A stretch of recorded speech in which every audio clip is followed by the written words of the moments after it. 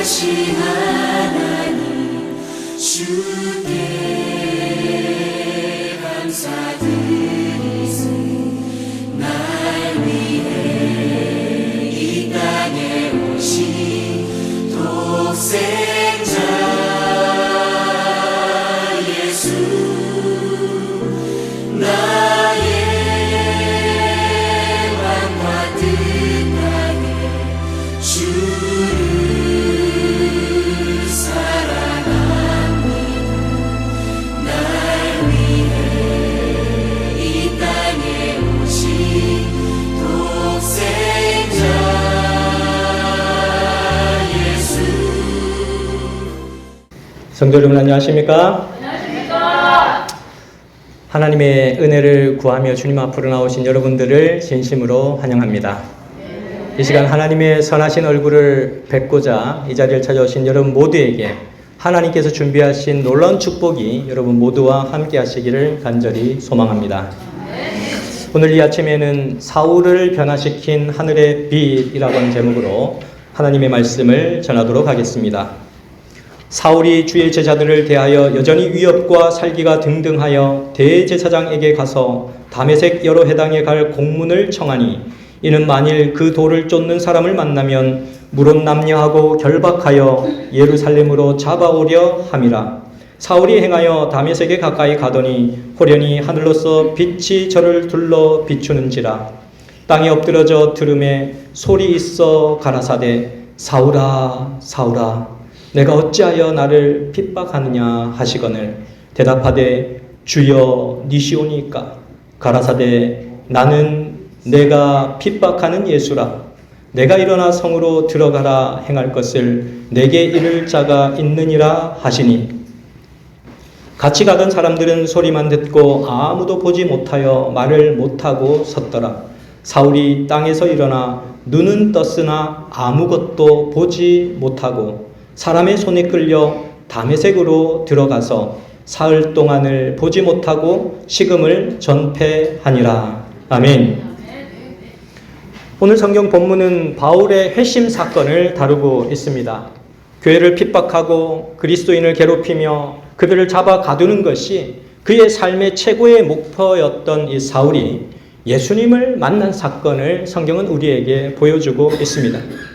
이 사건은 그의 삶에서 결코 잊어버릴 수 없었던 놀라운 주님과의 만남의 사건이었습니다.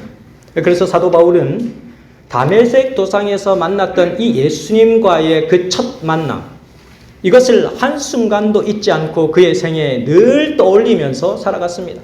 그의 인생이 힘들 때마다, 어려울 때마다, 그리고 그가 만나는 여러 사람들에게 예수님이 누구인지를 알려주기 위해서 제일 먼저 한 이야기가 다메섹 도상에서 만난 예수님에 관하여 얘기하는 게 그의 첫 번째 간증이었습니다. 그래서 그는 어디를 가든지 누구를 만나든지 다메섹 도상에서 예수님께서 자신에게 어떻게 다가오셨는가 라고 하는 것을 간증하기를 즐겨하였습니다. 여기 앉아 계시는 여러분 각자에게도 예수님을 만났던 귀중한 순간이 여러분 모두에게 있었을 것입니다. 그 기억을 차분하게 더듬어 보시면서 오늘 말씀을 경청해 주시기를 바라겠습니다. 이때는 예루살렘 교회가 핍박을 받는 사건을 통해서 수많은 믿음의 사람들이 각기 다른 곳으로 도망을 가서 생명의 위협을 받으면서 흩어져 버린 그러한 때였습니다. 그러나 순교의 피가 땅에 뿌려질 때마다 더 많은 사람들이 예수 그리스도를 개인의 구주로 영접하는 일들이 일어나기 시작하는 것입니다. 사도행전 8장 3절 말씀을 보시면 사울이 교회를 잔멸할세 각 집에 들어가 남녀를 끌어다가 옥에 넘기니라 라고 기록하고 있습니다. 정말 이 당시 젊고 똑똑했던 청년 사울은 정치적, 종교적 야심이 이루 말할 수 없을 정도로 큰 사람이었습니다. 그는 배경도 매우 좋은 사람이었습니다. 바리새파에 속하여서 상류 귀족 가문에 태어났고 또 로마 시민권을 가진 사람이었으며 특권층이었고 당대 최고의 학자인 이 가말리아 문화에서 최고의 엘리트 교육을 받은 사람이었습니다. 그러니까 오늘 현대식으로 표현을 해보자면 장관급 공무원의 아들이고 미국 시민권을 획득한 사람이고 서울대 법대를 나와서 최우수 졸업자로서 장래가 촉망되는 최연소 국회의원, 이런 인물이 바로 누구다? 사울이었다라는 것입니다. 그런데 이런 사람이 왜 하필이면 그날 그 시각에 다메섹으로 갔을까라고 하는 것입니다. 교회에 가해진 이 가혹한 핍박으로 인해서 예루살렘 교회의 수많은 사람들이 다른 지역으로 흩어져 도망을 가게 되었는데, 그 흩어진 사람들조차도 잡아서 감옥에 가두기 위하여 그가 다메섹으로 가서 대제사장들로부터 공문을 받아서, 이 공문이라고 하는 것은 체포영장과 같은 거예요.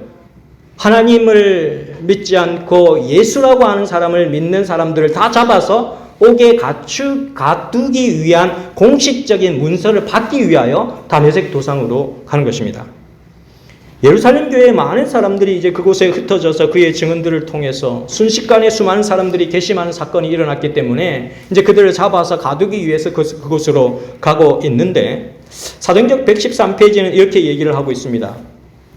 이 핍박으로 예루살렘에서 쫓겨난 이들이 두루다니며 복음의 말씀을 전하였다. 그들이 간 도시들 가운데 다메섹이 있었는데 새로운 신앙으로 많은 개심자를 얻었다라고 기록하고 있습니다.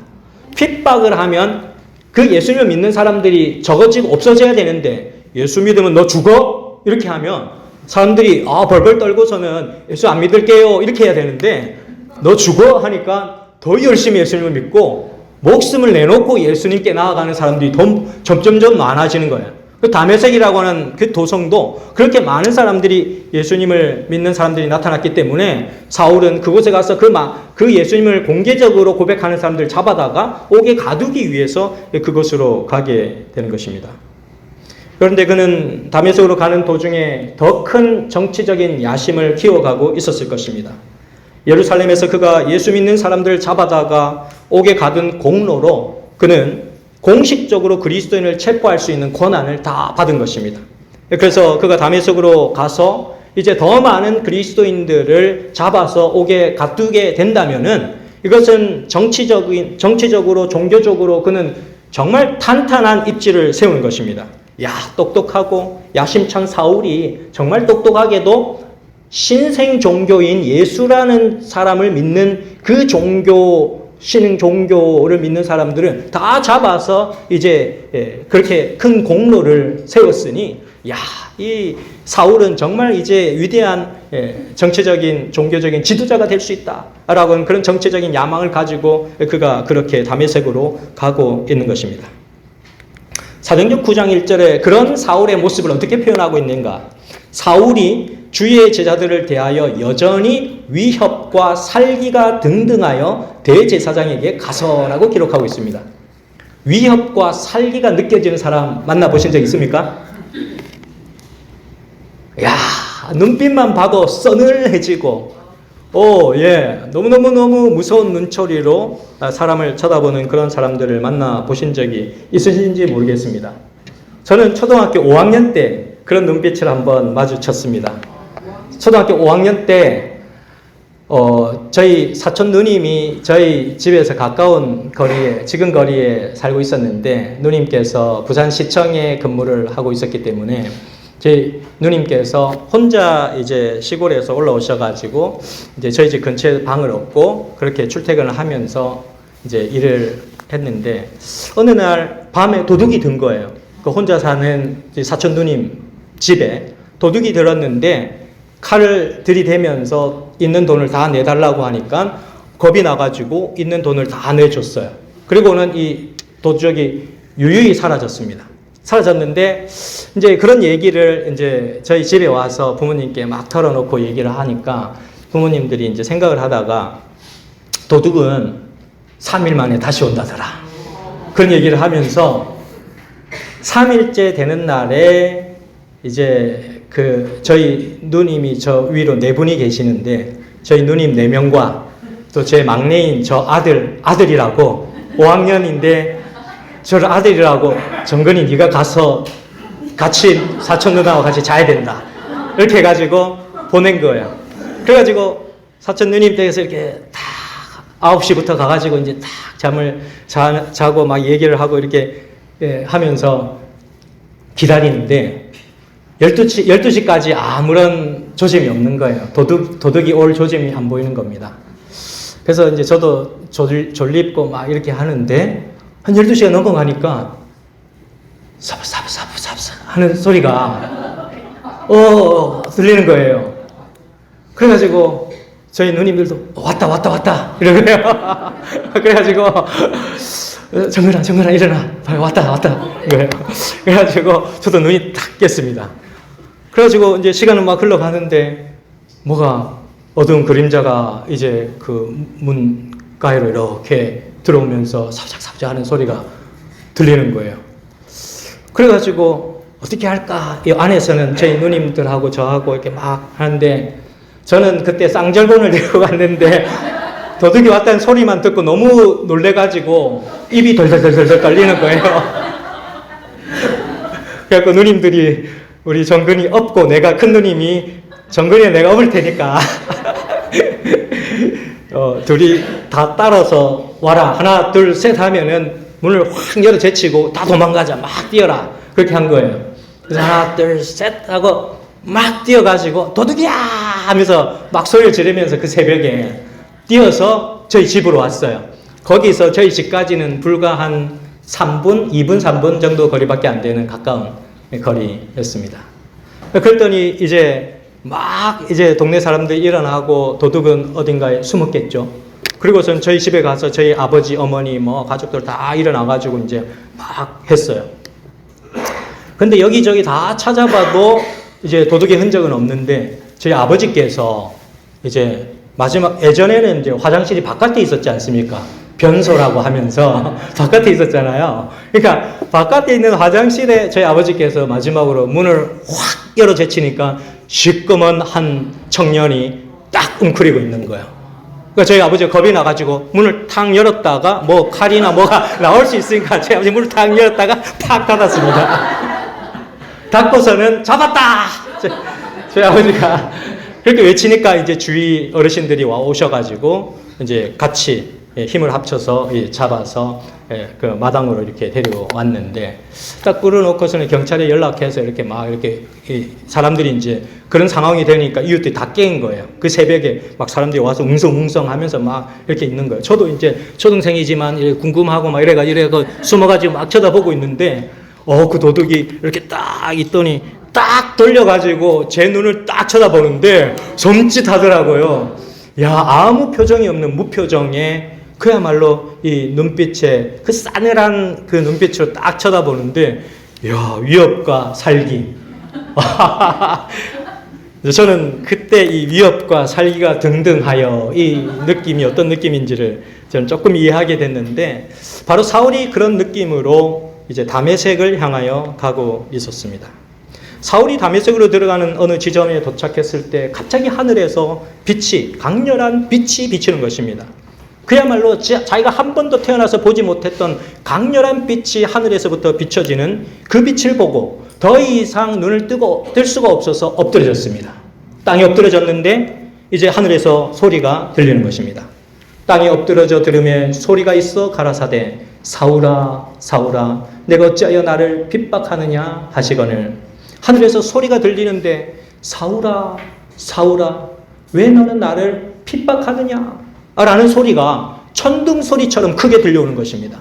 평소에 그는 그런 소리를 한 번도 들어본 적이 없는데 삶의 현장에서 내가 예수님을 핍박하고 살았다니 난 한 번도 예수님을 핍박한 적이 없는데 내가 어떻게 열심으로 하나님을 섬기면서 살아왔는데 예수님을 핍박했다고. 오히려 자기 자신의 종교적인 열심이 오히려 다른 사람에게 상처를 주며 예수 그리스도를 핍박하는 사건이 되었다는 사실을 사울은 깨달아가기 시작하는 것입니다. 그는 성령의 세미한 음성을 들으면서 차츰차츰 자신의 내면의 소리를 듣기 시작한 것입니다. 지금까지는 그럴싸한 명분으로 하나님께 굴복하는 일들을 미루어왔는데 성령께서 왜 나를 핍박하느냐라는 그 음성을 듣고 난 다음부터는 그는 다시금 하나님께 굴복하는 삶으로 변화되고 있었습니다. 사울아 사울아 내가 어찌하여 나를 핍박하느냐. 사도행전 117페이지에는 이렇게 얘기합니다. 주여 니시오니까? 라는 질문에 나는 내가 핍박하는 예수라 라고 대답하셨다. 그리스도께서는 여기에서 당신을 당신의 백성과 동일시하고 계신다. 사울은 예수를 따르는 자들을 박해함으로써 직접 하늘의 주를 공격한 것이었다. 사울이 예수 믿는 사람들을 잡아다가 감옥에 가두고 죽이려고 하고 이렇게 하는 모든 행위들이 실제적으로는 성도들을 핍박하는 게 아니라 예수님을 핍박하는 사건이었다는 사실을 성령의 빛으로 사울의 가슴 속에, 양심 속에 그 소리가 천둥처럼 들리기 시작한 것입니다. 수많은 사람들을 핍박하고 옥에 가두고 그렇게 하는 것이 자기는 정말 유대 교인으로서 최고의 그런 신앙적인 충성으로 생각했는데 그것이 사실은 예수님을 핍박하는 사건이었다는 사실을 그는 깨닫기 시작한 것입니다. 사랑하는 서면교회 성도 여러분, 여러분들 곁에 계시는 성도님들과 가족들 그리고 이웃들에게 여러분들이 가진 사랑을 더 많이 나누어 주시기를 간절히 바랍니다. 우리가 혹시 옆에 분들에게, 이웃에게, 친구들에게, 친척들에게, 가족들에게 조그만 마음으로 힘들게 하는 어떤 사건들이 사실은 그 이웃들이나 가족이나 옆에 있는 사람들을 힘들게 하는 것이 아니라 어쩌면 예수님을 힘들게 하고 예수님을 핍박하는 사건이 될 수 있다라는 것입니다. 사도행전 9장은 이렇게 얘기하고 있습니다. 하늘로부터 온 그 근원을 알 수 없는 놀라운 빛과 소리가 세속적 야심으로 가득 찼던 사울의 마음을 바꾸어 놓았다라고 얘기하고 있습니다. 그렇게 똑똑했던 이 사울의 이성으로도 결코 풀 수 없는 영적인 사건이 그에게 일어난 것입니다. 그가 누구를 만났어요? 예수님을 만났습니다. 예수님을 만났어요. 이사야 선지자가 예언한 예언의 성취였습니다. 이사야 선지자는 이 사건이 사울에게 일어날 것을 분명하게 예언하고 있었는데 이사야 9장 2절에 흑암에 행하던 백성이 큰 빛을 보고 사막에 그늘진 땅에 거하던 자에게 무엇이 비쳤다? 빛이 비치도다 라고 기록한 이사야의 예언이 정확하게 사울의 삶을 통하여 성취되는 현장이었습니다. 고린도서 4장 6절 말씀은 어두운 데서 빛이 비치리라 하시던 그 하나님께서 예수 그리스도의 얼굴에 있는 하나님의 영광을 아는 빛을 우리 마음에 비추셨느니라 라고 고백하고 있습니다.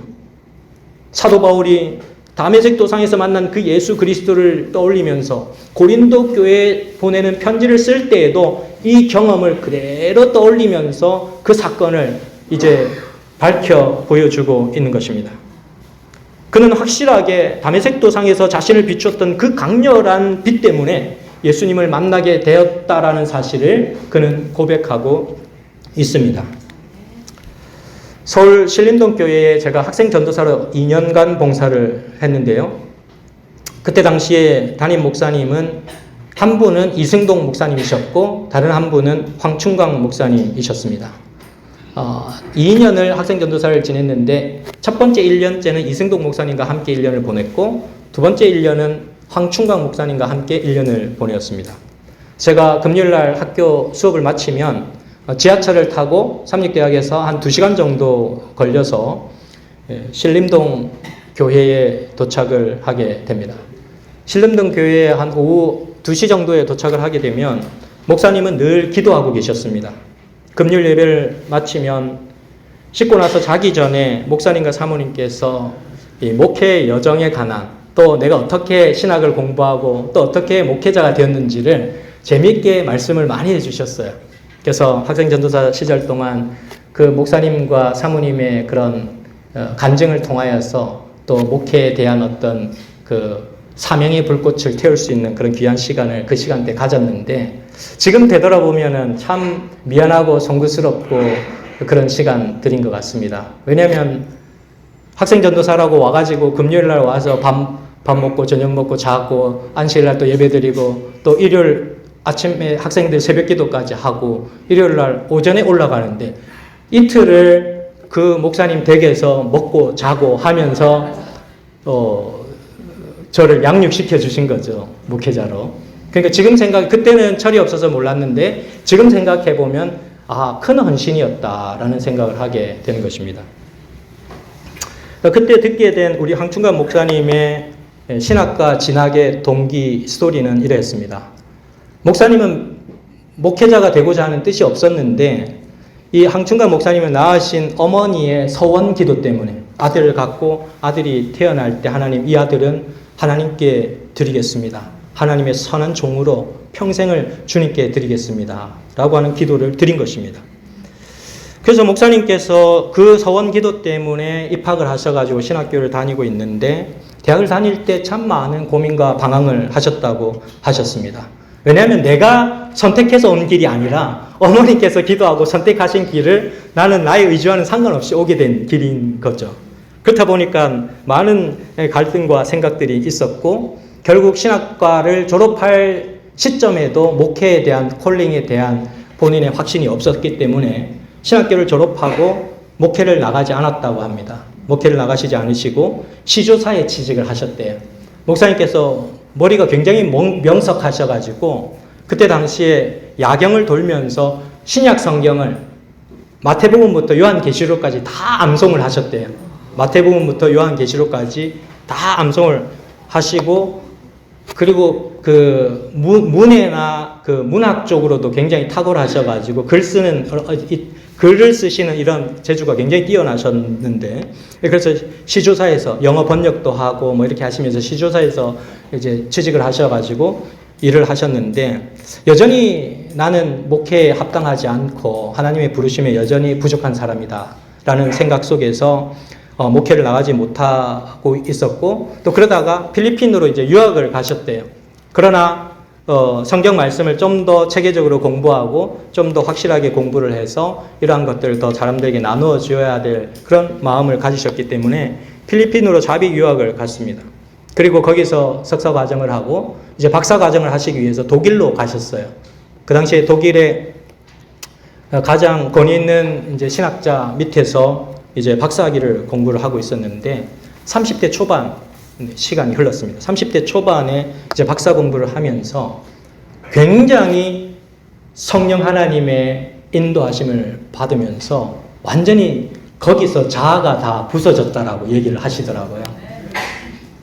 정말 세계적인 권위자이면서 정말 이 분야에 박학다식한 어떤 그 현대 신학의 거장이라고 할 수 있는 그분 밑에서 박사학위 공부를 하는데 성령에 관한 논문을 써서 교수님께 제출을 했는데 박사 졸업을 위해서 제출을 했는데 나는 이 부분에 대해서 점수를 매기거나 이것이 옳다 그르거나 뭐 어떻게 평가를 할 자격이 없기 때문에 도저히 내가 어떻게 할 수가 없다라는 얘기를 들으셨다는 거예요. 그래서 목사님께서 거기서 이제 큰 충격을 받고 정말 하나님 앞에 이렇게 자신의 부족함을 헤아릴 수 있는 이런 사람들이 있구나라고 하는 것들을 생각하면서 자신을 불러주시는 하나님의 부르심에 대한 자신의 부족함, 내가 생각하는 내 부족함 그 위에 하나님의 은혜가 있다는 사실을 깨닫기 시작한 것입니다. 그러면서 목사님은 그 박사학위를 마치지 않으시고 평가를 하시는 분이 나는 성령에 대해서 평가할 자격도 없는 사람이다라고 얘기를 하시니까 그러면 졸업을 못 하잖아요. 그래서 그 박사 과정을 수료하시고 졸업을 하시지 않으시고 수료를 하시고 한국으로 무작정 귀국하시고 목회를 지원하시게 됐습니다. 그리고 제일 처음 먼저 이제 목회 배정을 받은 것이 재림연수원의 총무직을 맡으신 거예요. 그래서 재림연수원의 총무로 봉사를 하시다가 그 다음 발령을 받으신 곳이 이 신림동 교회. 신림동 교회가 첫 번째 정말 일선 목회지고 마지막 일선 목회지였던 것이죠. 그리고 그 다음에 목사님은 이제 45세에 서정연합회 총무가 되셨고 48세에 서정연합회 합회장이 되셨고 이제 연합회 목회부장을 거쳐서 연합회 회장까지 직임을 마치셨는데 그 목사님께서 금요일 저녁마다 제게 말씀해 주신 결론은 하나님의 끝없는 사랑이 나는 도망가려고 하나님 저는 아닙니다. 저는 목회자로서 자격이 없습니다. 저 같은 사람이 어떻게 목회를 합니까? 저는 정말 자격 없습니다. 계속 도망을 가는데 하나님의 그 끝없는 사랑이 계속해서 목사님을 쫓아오시더래요. 그래서 그 하나님의 끝없는 사랑에 두 손을 들고 목회로 나오게 되었다라고 하는 그런 고백을 해 주셨습니다. 존 스토트라고 하는 목사님도 미국의 유명한 목사님이신데 그 목사님도 비슷한 고백을 하였습니다. 나는 왜 그리스도인이 되었는가? 제가 그리스도인이 된 이유는 궁극적으로 제 부모나 스승의 영향도 아니고 그리스도에 대한 저 자신의 결단 때문인 것도 아니며 바로 천국의 사냥개 때문입니다. 즉 제가 원하는 길로 가고자 도망할 때조차도 끈질기게 저를 쫓아오신 예수 그리스도 그분 때문인 것입니다. 그리고 천국의 사냥개이신 그분이 은혜롭게도 저를 추적하지 않으셨다면 오늘 저는 헛되고 버림받은 인생들의 쓰레기 더미 위에 놓여 있었을 것입니다. 그렇게 고백을 해 주셨습니다. 이와 마찬가지로 하나님은 사도 바울에게도 끊임없는 집요한 사랑으로 그를 찾아가시고 또 찾아가시고 또 찾아가셔서 그의 심령 속에 말씀해 주신 끝에 그가 다메섹 도상을 걸어가는 정말로 잡아서 많은 그리스도인들을 옥에 가두고자 하는 그 흑심을 가지고 있었을 그때에 성령께서 그의 마음을 치셨습니다. 마침내 그 끈질긴 하나님의 사랑이 그의 삶을 녹이게 되었고 그의 삶을 바꾸게 되었고 그가 다시 하나님을 바라보게 되었으며 그는 변화된 주님의 사도로 쓰임받게 되었습니다. 사울이 땅에서 일어나 눈을 떴으나 아무것도 보지 못하고 사람의 손에 끌려 다메섹으로 들어가서라고 기록하고 있습니다. 사울이 하나님을 만나고 나서 눈을 딱 떠서 사물이 다 보여야 되는데 눈을 떴으나 앞이 깜깜해졌고 아무것도 보이지 않는 현상이 나타나게 된 것입니다. 아주 고통스러운 현상이 일어난 것이죠. 우리가 하나님을 믿고 하나님 안에서 살아가고 하나님께 내 자신을 바치면 더 좋은 일이 많이 일어나야 되는데 하나님을 믿고 하나님께 헌신하고 하나님의 뜻대로 살고자 하는데 오히려 더 안 좋은 일이 많이 일어나는 것처럼 보일 때가 있습니다. 우리의 삶 속에서 그런 때가 있을 수 있습니다. 그러나 이 사울의 삶의 모습을 보면서 실망하지 않게 되시기를 간절히 바랍니다. 하나님의 사랑이 그의 가면을 완전히 발가 벗겨 놓았습니다. 그의 진실된 모습을 이제 보기 시작한 거예요. 예전에는 내가 내노라 하는 바리새인이고 내가 공부라고 하면 뒤지지 않고 내가 최연소 국회의원이고 내가 누구에게도 뒤지지 않는 사람인데 라고 생각해왔던 그 사울이 자신은 하나님 앞에서 아무것도 아닌 존재라고 하는 그런 믿음의 고백으로 그가 변화되게 된 것입니다. 하나님의 끝없는 사랑이 그의 삶의 마음의 그 의지력을 바꾸고 있는 것입니다. 하나님의 사랑 앞에서 그는 자기 자신이 죄인인 것을 깨달아가기 시작하는 것입니다. 사울이 예수님을 만나기 전에 가졌던 모든 자기 중심의 판단을 버리기 시작했습니다. 사울은 하나님을 믿는 사람이었습니다. 그러나 그는 하나님의 이름으로 다른 사람을 저주하고 하나님의 이름으로 다른 사람을 옥에 가두고 하나님의 이름으로 다른 사람을 죽이는 데 앞장섰고 하나님의 이름으로 다른 사람에게 상처를 입혔던 사람이 사울이었습니다. 그의 모든 판단 기준은 자기 자신이었습니다. 하나님의 이름을 불렀지만 실상은 자기 자신을 전적으로 신뢰해왔던 그런 사람이었습니다. 사도행전 115페이지에는 이렇게 얘기합니다. 그에게 말씀하신 분 곧 하나님의 아들이 그에게 분명하게 나타났다. 사울은 그의 앞에 서신 영광스러운 분에게서 십자가에 못 박히셨던 그분을 보았다. 그 상처받은 유대인의 영혼 위에 구주의 얼굴 모습이 영원히 인각되었다. 그분의 말씀은 놀라운 힘으로 그의 마음을 찔렀다라고 기록하고 있습니다. 하나님의 놀라운 사랑이 그의 마음속에 닿기 시작하자 다메섹으로 향하던 사울에게 이런 현격한 변화가 일어나기 시작했습니다. 그의 마음이 갈기갈기 찢어지기 시작했어요. 그동안은 죄의식을 느끼지 못했던 모든 것들에게서 죄의식이 느껴지기 시작했어요. 내 같은 인간은 도저히 살 수 없다라고 하는 그런 고백 가운데, 절망 가운데 하나님만을 붙잡지 않으면 살 수 없는 조건 속으로 사울이 들어가게 된 것입니다. 오직 하나님만, 하나님의 의만을 바라보는 사울의 모습을 성경은 우리에게 보여주고 있습니다. 이 사울의 이런 심리적인 영적인 변화의 자세한 과정을 성경이 자세하게 기록하고 있지는 않지만 그의 신체와 마음에 일어난 현격한 변화를 우리는 확인해 볼 수가 있습니다. 그가 땅에서 눈을 떴지만 아무것도 볼 수가 없었습니다. 그동안 그가 가졌던 세속적인 욕심과 출세만을 위하여 벌게진 그의 눈에 하나님의 가리개가 가리워진 것입니다. 사람들의 칭찬을 기대하였던 눈, 이기적인 마음으로 다른 사람을 질시하던 눈, 다른 사람과 경쟁해서 이기기 위하여 충렬되었던 그 모든 눈과 밤새 전략을 세웠던 그 모든 일들이 발기갈기 찢겨지면서 벗겨지기 시작했습니다. 하나님은 그의 눈을 다시금 뜨여서 닫혔던 그의 눈을 뜨기 시작합니다. 세속적으로는 눈이 닫히게 하시고 영적으로는 그의 눈이 열리게 하시는 하나님의 은혜를 바라보게 되는 것입니다.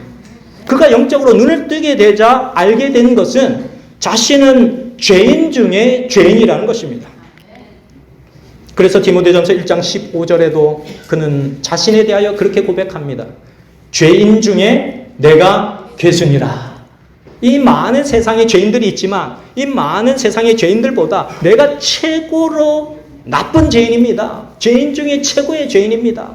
라는 그런 고백을 그가 하고 있습니다. 괴증은 5권 641페이지에 이렇게 얘기합니다. 바울은 자기 자신을 방어하고자 하지 않았다. 그는 그의 죄를 가장 어두운 색깔로 묘사하고 그의 범죄를 경감시키고자 시도하지 않는다. 라고 기록하고 있습니다. 사울은 빛으로 오신 예수님을 만나고 그 빛 때문에 드러나는 자기 자신의 본연의 모습, 본질적인 죄악 속에 있는 자신을 발견하기 시작했습니다. 그리고 그 본 모습을 그대로 받아들이기 시작합니다. 자신이 얼마나 추악한 죄인인지, 예수 그리스도의 은혜가 없이는 자기 자신이 얼마나 절망적인 죄인인지를 깨닫기 시작하는 것입니다. 그는 자신이 얼마나 절망적인 순간에 있는 사람인지를 깨닫고 하나님 앞으로, 하나님의 사랑 앞으로 조금씩 더 가까이 걸어오기 시작하는 것입니다. 사울은 그날부터 앞을 보지 못하는 인생이 되었습니다. 아무것도 보이지 않았기 때문에 누군가의 손을 붙잡고 이제 다메섹으로 이제 들어가게 됩니다. 그런데 그가 3일 동안 금식 기도를 하게 됩니다. 그의 마음을 쳐주신 성령의 은혜에 감사하여서 3일 동안 아무것도 먹지 않고 하나님께 회개의 기도만 드리는 것입니다. 요나에게도 3일 동안의 회개의 기도가 있었습니다. 하나님의 명령을 거부하고 도망가고 또 도망가다가 큰 풍랑을 만나게 되었고 그 풍랑 속에서 물고기 뱃속으로 들어가게 되었는데 그 물고기 뱃속에서 요나는 3일 동안 하나님 한 분만을 부르며 그가 그동안 하나님의 명령에 거부해왔던 그의 잘못된 인생을 다 토로하며 회심의 시간을 갖게 되는 것입니다.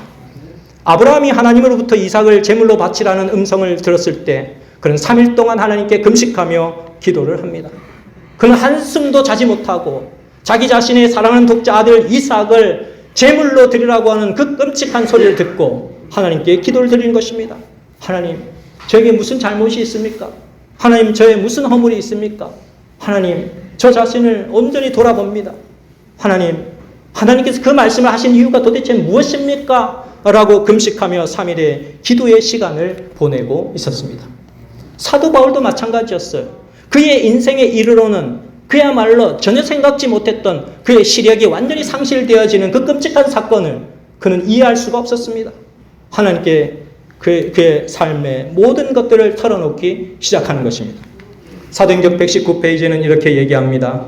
사울이 죄를 책망하시는 성령의 능력에 자신을 완전히 굴복했을 때에 그는 자신의 생애의 잘못들을 보았고 하나님의 율법의 원대한 요구들을 깨닫게 되었다.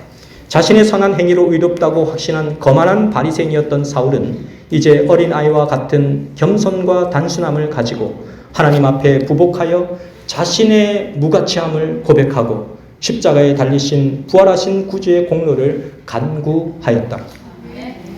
참회한 바리새인의 기도는 헛되지 아니하였다. 그의 마음의 가장 깊은 사상과 감정은 하나님의 은혜로 변화되었고 그의 고상한 능력은 하나님의 영원한 목적과 일치하게 되었다. 사울에게 있어서 그리스도와 그분의 의는 온 세상보다 더 귀중하게 되었다. 계속 그가 눈을 뜨고 있었다면 그는 정말 다시 큰 소리치며 사는 인생으로 돌아갔을 것입니다. 그러나 그의 눈이 멀어지는 바로 그 순간부터 그는 하나님 앞에 무릎 꿇는 사람이 되었습니다. 하나님의 손에 들리기 전에 혹시 여러분에게도 어둠의 시간이 찾아올지 모릅니다. 그러나 하나님은 무릎 꿇고 기도하며 하나님의 뜻을 구하는 사람을 주목하고 계신다는 사실을 꼭 기억하게 되시기를 간절히 바랍니다. 아무리 여러분들의 주위가 어둡고 앞이 보이지 않는다 할지라도 기도하며 하나님의 뜻을 구하는 자에게 하나님은 가장 귀중한 것을 열어서 보여주신다는 사실을 꼭 기억하게 되시기를 간절히 바랍니다. 사울에게 주셨던 그 하나님의 놀라운 사랑의 빛이 오늘 여러분과 저의 삶과 우리의 인생에도 그 빛이 비추이게 되시기를 간절히 바라면서 오늘 말씀을 드리도록 하겠습니다.